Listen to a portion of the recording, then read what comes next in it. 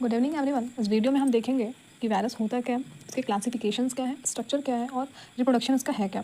तो सबसे पहले हम देखते हैं virus are acellular infectious biological entities.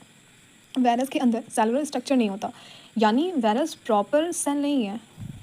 Virus contain genetic material जो या तो डीएनए हो सकता है या आरएनए हो सकता है, और इस जेनेटिक मटेरियल के अराउंड एक प्रोटीन कोट होती है। इस प्रोटीन कोट को हम क्या बोलते हैं, कैप्सिड्स कहते हैं। अगर हम सिंपल लैंग्वेज में बोले तो virus is equal to genetic material plus protein code. Genetic material DNA RNA हो सकता है, और प्रोटीन कोड जेनेटिक मटेरियल को जो प्रोटेक्ट करे। जो वायरस होता है वो कैन नॉट रिप्रोड्यूस इंडिपेंडेंटली, यानी वायरस खुद से रिप्रोड्यूस नहीं कर सकता। इसको मल्टीप्लिकेशन के लिए होस्ट लिविंग की ज़रूरत पड़ती है। इसी वजह से वायरस को हम ऑब्लिगेट इंट्रासेलुलर पैरासाइट्स भी कह सकते हैं। वायरस जनरली बैक्टीरिया से भी बहुत स्मॉलर होते हैं। इनका नॉर्मली ऑब्जॉर्व करने के लिए एडवांस जैसे कि माइक्रोस्कोप, स्पेशली इलेक्ट्रॉन माइक्रोस्कोप की हमें नीड होती है। जैसे कि हमने फ़ोटोज़ डाल उस पर स्क्रीन पे हैं कि वायरस पार्टिकल्स के एग्जांपल है इसमें। आप नोटिस कर सकते हो कि वायरस के शेप सेम नहीं है। कुछ वायरसेस स्फेरिकल राउंड होते हैं, कुछ रॉड शेप होते हैं, कुछ स्ट्रक्चर इसकी जो होती है कॉम्प्लेक्स होती है।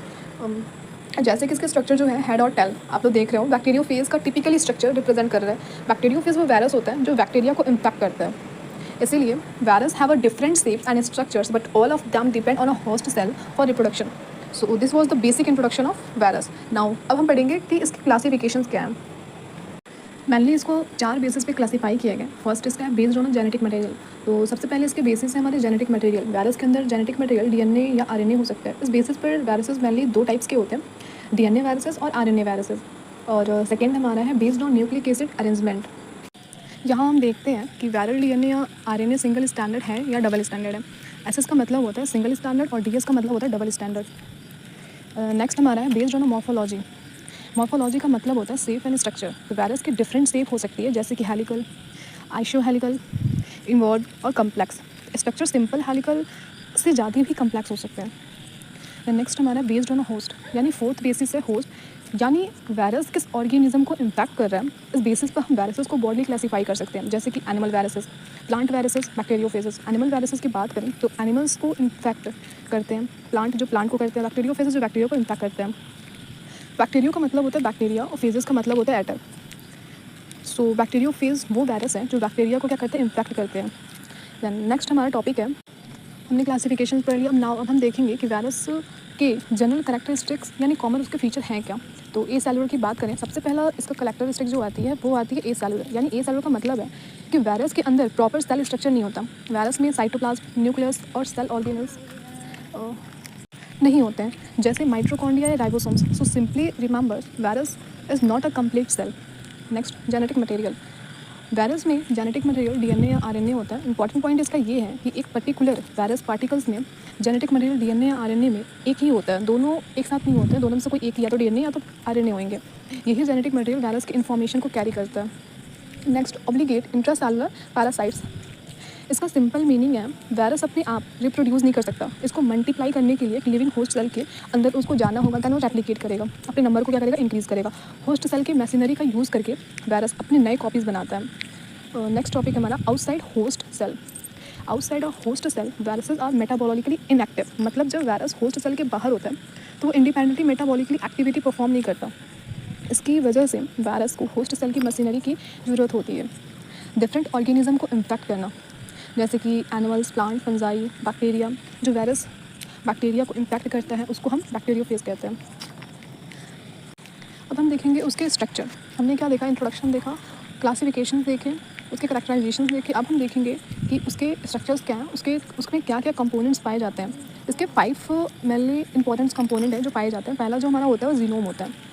तो जीनोम वायरस का जेनेटिक मटेरियल होता है, या डीएनए या फिर आरएनए हो सकता है। इसमें वायरस की जेनेटिक इन्फॉर्मेशन स्टोर होती है, यानी वायरस को अपनी एक्टिविटीज़ के लिए जो इन्फॉर्मेशन चाहिए होती है वो जीनोम में ही होती है।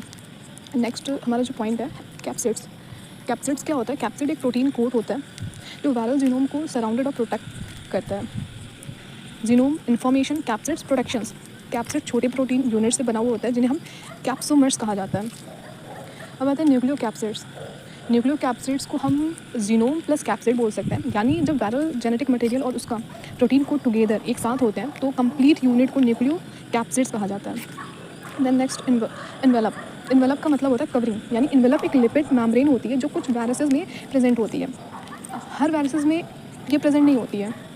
इसके ऊपर कुछ प्रोटीन और स्पाइक्स हो सकते हैं जो वायरस को होस्ट सेल के साथ इंट्रैक्शंस में हेल्प करती हैं। अब सरफेस प्रोटीन्स स्पाइक्स, ये वायरस की आउटर सरफेस पर प्रेजेंट होती है। इसका मेन फंक्शन यही होता है कि होस्ट सेल के रिसेप्टर्स को रिकॉग्नाइज करना, वायरस को होस्ट सेल से अटैच होने में हेल्प करना। यानी स्पाइक्स का मतलब रिकॉग्नाइजेशन, उसके बाद अटैचमेंट। नाउ अब हम देखेंगे रिप्रोडक्शंस ऑफ वायरसेस। तो इसमें 2 साइकिल्स होती हैं। पहली जो होती है लाइटिक होती है और दूसरी जो होती है लाइसोजेनिक होती है। तो सबसे पहले हम फर्स्ट देखेंगे लाइटिक एसिड, मतलब लाइटिक साइकिल। तो इस साइकिल में specially bacteriophage host bacterial cell को यूज़ करके अपनी न्यू वायरसेस पार्टिकल्स बनाता है। एंड में होस्ट सेल लाइज यानी ब्रेक हो जाता है और न्यू वायरसेस रिलीज़ हो जाती है। इसमें इसके 5 हमारे स्टेप्स होते हैं। तो इसका जो फर्स्ट स्टेप होता है पूरे प्रोसेस को कंप्लीट करने का, इसमें 5 स्टेप्स होते हैं। पहला जो इसका स्टेप होता है वो होता है अटैचमेंट। तो सबसे पहले क्या करेगा, बैक्टीरियोफेज होस्ट बैक्टीरियल सेल की सरफेस पर प्रेजेंट स्पेसिफिक रिसेप्टर्स को रिकॉग्नाइज करके अटैक करेगा। सिंपल वर्ड में बोले तो वायरस पहले होस्ट सेल को आइडेंटिफाई करेगा और उससे क्या करेगा, अटैच हो जाएगा। एंड उसके बाद पेनिट्रेशन। अटैचमेंट के बाद वायरस अपना जेनेटिक मटेरियल यानी वायरल डीएनए होस्ट सेल के अंदर क्या करेगा, इंजेक्ट करेगा। बैक्टीरियोफेज के केस में mainly viral genetic material cell के अंदर इंटर करता है, वाइल प्रोटीन कोड आउटसाइड रह सकता है। अब बायोसिंथेसिस, अब वायरल जीनोम होस्ट सेल की मशीनरी को डायरेक्ट करता है कि वायरल न्यूक्लिक एसिड और वायरल प्रोटीन बनाए जाए। यानी होस्ट सेल की मशीनरी को वायरस अपने रेप्लिकेशंस के लिए क्या करता है, यूज़ करता है। Then next maturations. अब जो वायरल डीएनए और प्रोटीन्स बने हैं वो प्रॉपर्ली असेंबल होएगा, कंप्लीट न्यू वायरस पार्टिकल्स यानी न्यू वैरॉन्स का फॉर्मेशन होएगा। यानी लाइसिस कैसे रिलीज़ हो रही है, तो अब होस्ट बैक्टीरियल सेल के अंदर बहुत सारे न्यू वैरॉन्स बन चुके हैं। Finally host cell break open यानी लाइसिस हो जाएगा। न्यू वैरॉन्स जो वायरसेस हैं हमारे वो रिलीज़ हो जाएंगे। ये रिलीज वायरसेस अब न्यू होस्ट सेल को क्या करेंगे, इन्फेक्ट करेंगे। ये हमारी साइकिल यहीं पे कंप्लीट हो रही है कि मतलब हमने क्या देखा, पहले अटैचमेंट, देन उसके बाद पेनिट्रेशंस कर रहा है, बायोसिंथेसिस, रेप्लिकेशंस हो रहा है, अपने आप को क्या कर रहा है, मैच्योरेशंस हो रही है। उसके बाद क्या हो रहा है, जो भी वैरॉन्स हैं वो रिलीज़ हो जा रहा है। अब नेक्स्ट हमारा साइकिल देखेंगे लाइसोजेनिक साइकिल। लाइसोजेनिक साइकिल में वायरस इमीडिएटली होस्ट सेल को डिस्ट्रॉय नहीं करता। इसमें viral DNA host bacterial chromosome के साथ इंटीग्रेट हो जाता है और कुछ टाइम तक लेटेंट यानी इनएक्टिव स्टेट में रहता है।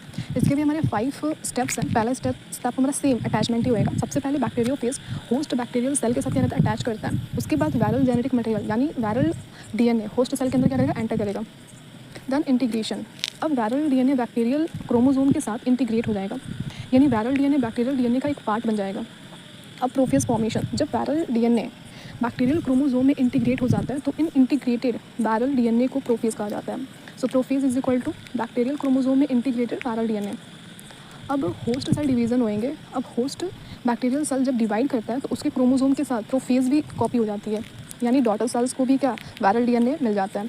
इस स्टेज में virus immediately new virus particles बनाकर सेल को क्या करता है, डिस्ट्रॉय कर देते हैं। अब एंट्री इनटू लाइटिक साइकिल। अब यहाँ से क्या करेगा, वो जो है अब वो लाइटिक साइकिल में एंटर करेगा। फाइनली सुटेबल कंडीशन यानी सर्टेन सिग्नल्स के अंडर प्रोफेज बैक्टीरियल क्रोमोसोम से क्या सेपरेट हो जाएगा। इसके बाद वायरल डीएनए एक्टिव हो जाता है और वायरस लैक्टिक साइकिल में एंटर कर जाता है। फिर वायरल कंपोनेंट बनते हैं, न्यू वैरॉन्स असेंबल होते हैं और इवेंचुअली होस्ट सेल लाइसिस हो जाता है। तो ये हमारा कंप्लीट डायग्राम है लाइटिक साइकिल का और लाइसोजेनिक का। Thank you.